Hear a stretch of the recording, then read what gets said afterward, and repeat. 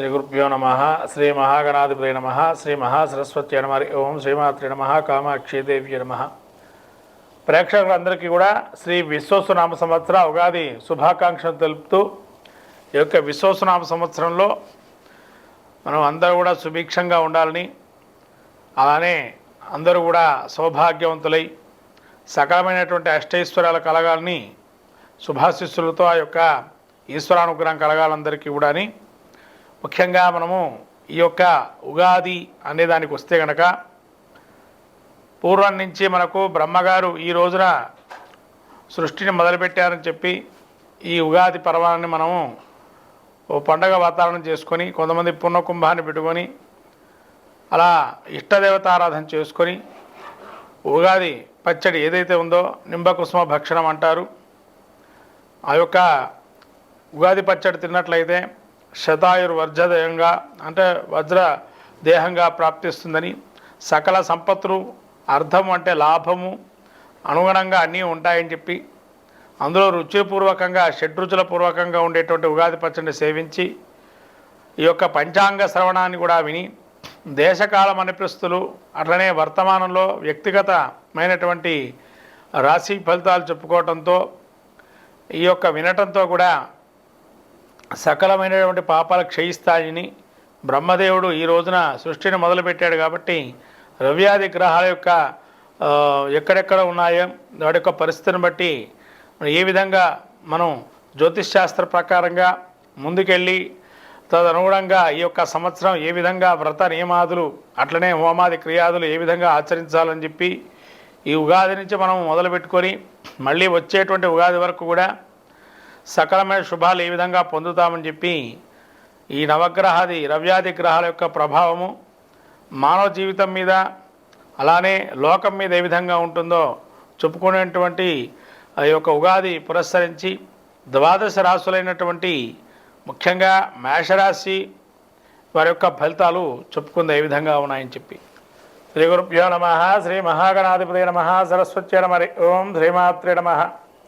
కామాక్షిదేవి నమ. వృషభ రాశి ఉగాది పురస్కరించి ఫలితాలు, విశ్వసునామ సంవత్సరం ఉగాది ఫలితాలు చూస్తే వృషభ రాశికి ముఖ్యంగా కృత్తికా నక్షత్రం 2, 3, 4 పాదాలు, అట్లనే రోహిణి నక్షత్రం 4 పాదాలు, మృగశిర నక్షత్రం 1, 2 పాదాలు ఈ యొక్క వృషభ రాశివి. ఈ వృషభ రాశి యొక్క ఆదాయ వ్యయాలు రాజ్యపూజ్య అవమానం చూసినట్టయితే ఆదాయం 11, వ్యయము 5, రాజ్యపూజ్యం 1, అవమానం 3. వీరికి ఇక్కడ ఆదాయం 11 ఉంది, వ్యయం 5 ఉంది. అంటే ఎక్కువగా ఆర్జించే ఆదాయ మార్గాలు ఎక్కువగా చూసుకునేటువంటి పరిస్థితి ఎక్కువగా ఉంది. అట్లనే ఆదాయం కూడా బాగా మిగుల్చుకునే పరిస్థితిలో ఉన్నారు. రాజ్యపూజ్యం 1, అవమానం 3. కానీ ఇక్కడ వీళ్ళ యొక్క ధైర్యం కావచ్చు, వీళ్ళ యొక్క ధనాన్ని చూసి కావచ్చు, లేదా వీళ్ళ పరపతి పెరిగినప్పుడు మనల్ని ఇబ్బంది పెట్టంగా ఇద్దరు ఎవరో ఎక్స్ట్రా ఉన్నారు ఇక్కడ అవమానించేవారు. అంటే వెనకాల నుంచి మనకి శత్రువులు పెరిగే అవకాశం ఉంది. ఇక్కడ 3 అవమానిస్తున్నారు. కాబట్టి మీ యొక్క ఉన్నతిని చూసి ఎదుటి మనిషిగా 2 శత్రువులు ఆడయ్యే పరిస్థితిలో వచ్చింది ఈ సంవత్సరం. ఇప్పుడు జాగ్రత్తగా ఉండండి, శత్రువు బారి నుంచి పడ. ముఖ్యంగా వృషభ రాశి యొక్క గ్రహస్థితి చూస్తే గురువు దీర్ఘకాలిక గ్రహాలైనటువంటి గురువు ద్వితీయ స్థానంలో సంచారం చేస్తున్నాడు. అంటే మే నుంచి వీరికి ద్వితీయ స్థానంలోకి సంచారం. అప్పటి వరకు ఈ యొక్క జన్మస్థానం అంటే ఇప్పటి వరకు వీళ్ళు అనుభవించారయ్యా అంటే అనేక చేతి వృత్తుల్లో చికాకులు, బుద్ధి చాంచల్యము, ధన నష్టము ఇవన్నీ కూడా చవి చూశారు. కొంత డబ్బును కూడా అప్పు తీసుకునే ప్రయత్నం చేశారు, లేదా డబ్బుకి కొంత ఇబ్బంది పడ్డారు సమయంలో రాకపోవటం వల్ల. కానీ ఇప్పుడు ఎలా ఉంటుందయ్యా గురువు పరిస్థితి మే నుంచి వీరికి అనంటే మనస్సౌఖ్యం యశోవృద్ధి సౌభాగ్యం ధనాగమ ధర్మవ్యం మనస్సౌఖ్యం తిరిగితే స్థానదే గురువు. అంటే 2 నెలలు ఇబ్బందికరంగా ఉన్న ఏప్రిల్ మే తదుపరి మాసమైనటువంటి నుంచి కూడా వీళ్ళకి మే మాసం నుంచి యోగప్రదంగా ఉందని చెప్పబడుతుంది. మనస్సులకు ఆనందము, ఇప్పుడు ఒక మనోవిచారంగా ఉన్నారు. విపరీతమైన అకారణంగా ఏదో అయిపోతున్నా కోల్పోతున్నాం అన్న భావనలో ఉన్నారు. అవన్నీ కూడా నశింపజేస్తారు. తర్వాత ఆనందము, కీర్తియు, ధనలాభము, ఏ విషయాన్నైనా కూడా శుభ ఫలితాలు ఎక్కువగా ఉన్నాయి. ఏ విషయాన్ని కూడా శుభ ఫలితాలు సర్వే ఎక్కడ వెళ్ళినా కూడా గౌరవ మర్యాదలు, ధనాదాయం చాలా బాగున్నాయి. ధర్మ కార్యాలు అంటే ముఖ్యంగా ధర్మం ఎక్కడైనా ఏదైనా కట్టడం కడుతున్నారు, తనగా దాతగా ఏదైనా ఇస్తారు. అలాంటి ధాతృత్వ గుణంతో కూడా ఉంటారు ఈ యొక్క వృషభ రాశి వారి యొక్క ఉగాదిలో అని చెప్పానంటున్నారు. గురువు యొక్క యోగప్రదంగా ఉన్నాడు. ఇక శని వీళ్ళకి ఏకాదశంలో సంచరిస్తున్నాడు. ఇక్కడ శని మార్చి 29 నుంచి ఏకాదశ సంచారం వల్ల ఏం జరుగుతుందయ్యా అంటే ఆరోగ్యం అర్ధలాపంచ స్త్రీపుత్రం సుఖవర్ధనం అభీష్టం చిత్తశుద్ధించ ఏకాశస్థానే శనో. అయ్యా ఎప్పుడైతే శని మీకు ఈ యొక్క మీనంలో సంచరణ మొదలుపెట్టారో అక్కడి నుంచి ఆరోగ్యము, ఏదైతే అనారోగ్యంగా ఉన్నవారు ఎవరైతే ఉన్నారో వాళ్ళకి ఆరోగ్యం వస్తుంది. అట్లానే ధనలాభము. ధనలాభం అని అంటే గురువు ఎలా అయితే ఇచ్చాడో లాభస్థానంలో కూడా ధనలాభం ఉంది. అంటే గురువు వీక్షణ, శని గురు వీక్షణ చూస్తున్నారు కాబట్టి స్థిరాస్తులు లాంటివి పెరిగే అవకాశం ఉంది.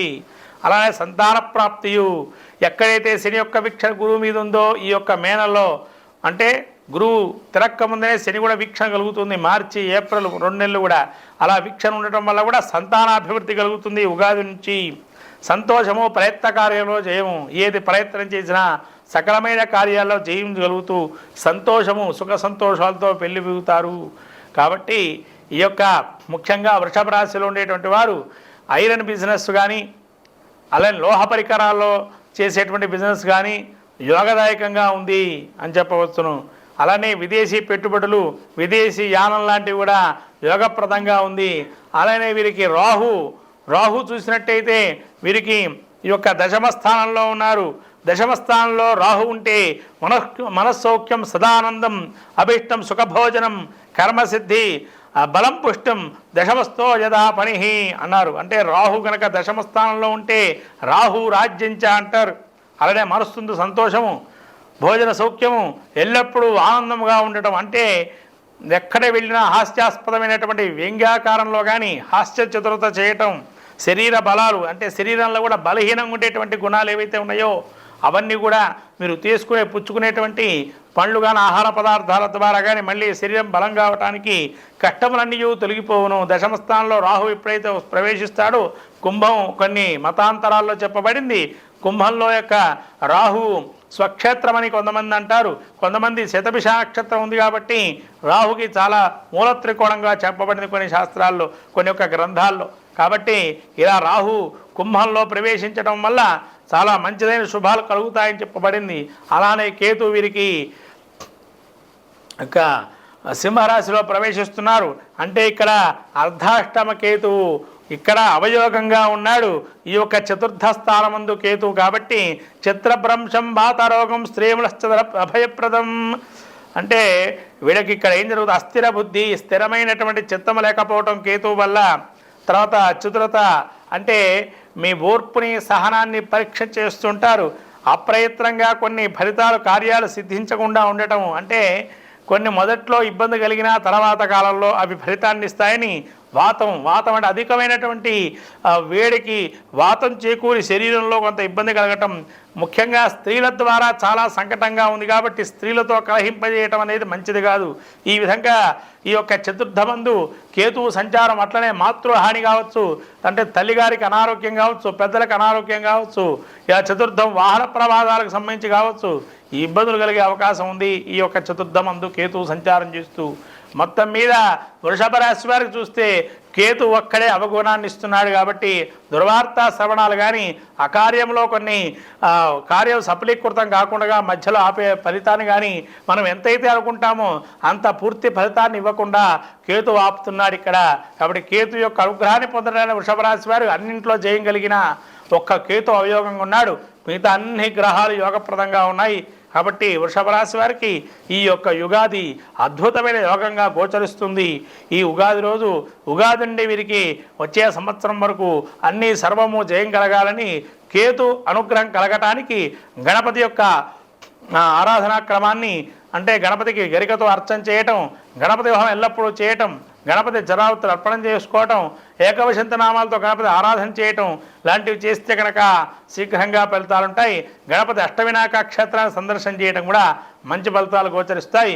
ఏదైనా మంత్రోపాసన దీక్షగా చేస్తే కూడా మంచి ఫలితాలుంటాయి. వృషభ రాశి వారికి శుభం భూయాత్.